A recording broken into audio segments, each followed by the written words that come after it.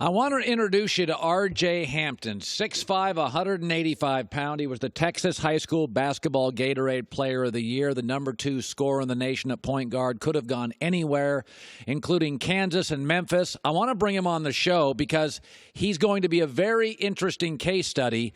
RJ Hampton said, I'm not going to college. I'm not going to the G League. I'm going to go play with guys in New Zealand for the New Zealand Breakers. First of all, it's an absolute pleasure to meet you. No, it's a pleasure to meet you. Thank you for having me. Let's start with this. Why the decision? Let's start with that. Why? I just thought it was the best decision for me. Me and my family, we kind of talked it over, and I've never really dreamed about just being a college basketball player. I've always dreamed about being an NBA player, so I felt like going to New Zealand and playing overseas out of high school would prepare me best to go to the NBA. Zion made a name for himself in college. I think going to Duke helped him. Yeah. The shoe explosion probably got him a huge shoe deal. Is there any part of you that thinks, man, I go to Kansas for a couple years, I'm in the Final Four. Is there any regret at all? There's no regret. I mean, Kansas is a great program, and all the programs that recruited me are great programs. But at the end of the day, I felt like the NBA was my main goal, and to play at the NBA at the highest level possible, I felt like the path for me was going to be overseas and playing against grown men every day and getting better. By the way, you have a beautiful shot. You're a good ball handler, and you're long. So this is oh boy, you're gonna be a good player. You're long, and you got a beautiful looking jumper. Now, are you concerned at all? Out of sight, RJ, out of mind. New Zealand's way over there. Yeah, I'm not really concerned because I think in like the last month we've gotten LaMelo Ball, we've gotten Terry Armstrong. So obviously there's some attractiveness with us three players going over there. And I know NBA scouts and teams, and especially how the way social media is growing, people are going to be checking in on us in the NBL while I'm in New Zealand and they're in Australia, but same league. But I feel like I'm not worried about out of sight, out of mind. I feel like it'll be good. College players are 18, 19. Give us a little breakdown on the quality of New Zealand. Now, these are obviously guys are older, right? It's like G League. You're dealing with men. Yes. And is the quality of play pretty good, do you think? I think the quality of play is really good. Honestly, I feel like I'm going to go over there. I'm going to be on a team where everyone's going to want to succeed and going to want to win. So I know my teammate, Corey Webster, I watched some film of him. He's scoring. I watched him against Phoenix Suns last year when the Breakers came and played the Phoenix Suns. He's scoring 20, 25 points. So I feel like the competition is really good. I feel like it's better than most people think it is. Well, clearly a professional team, a Canadian Football League team would beat a college football team. A New Zealand team would beat a college basketball team. Yeah. They would. I mean, very few exceptions.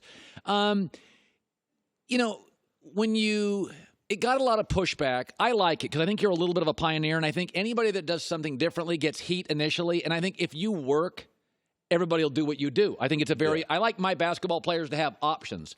Were you surprised at the attention, all of it, the good, the bad? It was, I mean, you're on this show. It's talked about. You're surprised by that?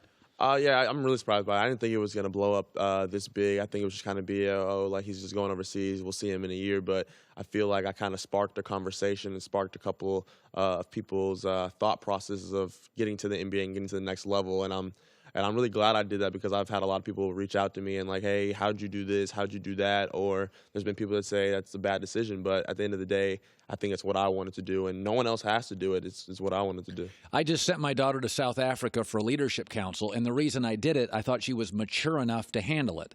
My initial impressions of your father and your mother and you all make eye contact. You're good communicators. I would feel comfortable. I felt comfortable letting my daughter at 18 go overseas. I would feel comfortable in my brief meeting with you. You feel like, to me, your parents have done a good job of, you had real discussions. Really, yeah. You look like you'd be okay going to another country. No, for sure. I feel like what really prepared me for going to another country, I played U16, U17 national team. So we went to Argentina. We went to Formosa and Buenos Aires. And Formosa wasn't the best city, but I hear Auckland, New Zealand is probably like, I mean, kind of like LA. It's super nice. So, I mean, I'm not really scared to go overseas. And my whole family's going with me. It's my mom, my dad, and my little brother. Oh, that's great. So I'll have that support system, too. Oh, that's fantastic. Now, by the way, when you had to tell the college coaches who are really competitive, hey, love ya, but I'm going to New Zealand, did anybody try to talk you out of it? I feel like there was some college, I'm not going to say any names, but there were some college coaches. I bet. There's some college coaches, like, leading up to the decision, they kind of got word that that's what I was going to do. and kind of try to text me out of it, talk me out of it. But I mean, I was just dead set on what I wanted to do. What have other players said? Your peers? Yeah, my peers, everyone, it was tremendous feedback. All my peers were just saying, like, be you, be yourself. They know, like, my peers know I'm, like, myself, and they know that I'm going to do it my way, and that's the way I wanted to do it. So, I mean, I don't know if they'll do the same route as me. I mean, I hope they do. That'd be great, but I think they liked it a lot. So do you remember the moment and the day Mom, Dad, and you were sitting down, and maybe your little brother, do you remember the moment that you just looked at Mom and Dad and said, I'm going to go to New Zealand? Where were you? What was the game changer, the moment, a car ride? You're in the living room. When did it happen? Usually a lot of our talks, like, I'll be, like, walking up the stairs, and I'll say something, and they'll be like, stop. And, like, they'll talk about it, and I'll be sitting on the stairs while they're in the living room. So the living room's right next to the stairs. And I remember us talking, and we were just going over, like, the pros and the cons about the New Zealand and the NCAA. And I was sitting there for, like, an hour just on the stairs. Oh, you had to talk to your parents for an hour. Brutal! I was sitting there on the stairs for, like, an hour, and then that's when I finally was just like, yeah, I think I'm going to go to New Zealand. You got to get in your IG. Yeah. Help me. Mom, Dad won't stop talking. Get me out of here. So you sat there for an hour, and was it emotional? What was it like? Was it like, were they talking you into it or out of it or what? They were just asking me they were just giving me the pros and the cons and telling me, now you decide. Now tell me what you want to do. And that's what I liked about it. They weren't pressuring me into doing anything. I love that. That's good parenting, by the way. I always felt like my daughter wanted to go to a college. Maybe I wouldn't have picked it, but I didn't want my daughter to resent me. I'm like, I'll give you all the information. It's your life now at 18 years old. Yeah. Now, you're going to go from high school basketball, and you played very good AAU basketball. Now you're going up against men, and they're going to look at you and go, oh, a little skinny guy over here, a little American guy, a little high school guy. Do you worry that you're going to come over there and you're going to be the prize recruit and a little bit of a target?